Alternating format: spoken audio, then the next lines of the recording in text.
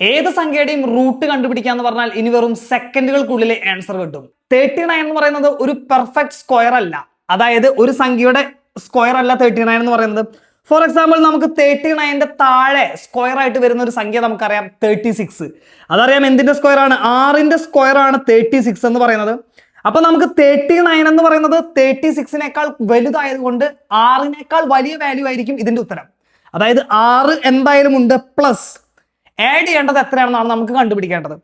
For example നമുക്കറിയാം 36 ആണ് 39ന്റെ താഴെ അല്ലെങ്കിൽ അതിനേക്കാൾ ചെറിയ നമ്പർ പെർഫെക്റ്റ് സ്ക്വയർ ആയിട്ട് വരുന്നത് 36 ആണ്.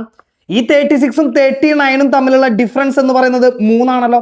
ആ 3നെ ന്യൂമറേറ്റർ ആയിട്ട് ഇടാം, ഡിവൈഡഡ് ബൈ ഇവിടെ കിട്ടിയിരിക്കുന്ന 6 ഉണ്ടല്ലോ, 6ന്റെ ഡബിൾ 6 × 2 എന്ന് പറയുന്നത് ഡിനോമിനേറ്റർ ആയിട്ട് ഇടാം. ഫോർ എക്സാമ്പിൾ 12 ആണ് വരിക. 3/12 എന്ന് പറയുമ്പോൾ നമുക്കറിയാം 1/4 ആണ്. അപ്പോൾ 6 and 1/4 എന്ന് പറയുന്നതായിരിക്കും √39. അതിന്റെ അപ്രോക്സിമേറ്റ് വാല്യൂ എന്ന് പറയുന്നത് അല്ലെങ്കിൽ √39ന്റെ അപ്രോക്സിമേറ്റ് വാല്യൂ എന്ന് പറയുന്നത് 6.25 ആയിരിക്കും എന്നുള്ളത് മനസ്സിലാക്കാം. അടുത്തൊരു സംഖ്യയാണ് 87 എന്ന് പറയുന്നത്. 87ന്റെ താഴെ അതിന്റെ പെർഫെക്റ്റ് സ്ക്വയർ ആയിട്ട് വരുന്ന നമ്പർ ഏതാ? 81 ആണ്. നമുക്കറിയാം 9ന്റെ സ്ക്വയർ ആണ് 81 എന്ന് പറയുന്നത്. അപ്പൊ എന്തായാലും 9നേക്കാൾ വലിയ വാല്യൂ ആയിരിക്കും.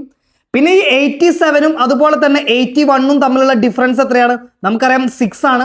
സോ 6 ന്യൂമറേറ്റർ ആയിട്ട് എഴുതണം, ഡിവൈഡഡ് ബൈ ഡിനോമിനേറ്ററിൽ എന്താ? 9ന്റെ ഡബിൾ ആയിരിക്കും ഡിനോമിനേറ്ററിൽ, അതായത് 18. വെട്ടിക്കളഞ്ഞാൽ എത്ര വരും? 1/3 വരും. സോ നമുക്ക് മനസ്സിലാക്കാം 9 + 1/3 ആണ് ഇതിന്റെ അപ്രോക്സിമേറ്റ് ആൻസർ എന്ന് പറയുന്നത്. അതായത് 9.33 എന്ന് പറയുന്ന അപ്രോക്സിമേറ്റ് ആൻസർ ആയിരിക്കും √87 എന്ന് പറയുന്നത്. അങ്ങനെയാണെങ്കിൽ √69 എത്രയാണെന്നുള്ളത് നിങ്ങളൊന്ന് കമന്റ് ചെയ്യണം ഇതേ മെത്തേഡ് വെച്ചിട്ട്. And this is important and note it down.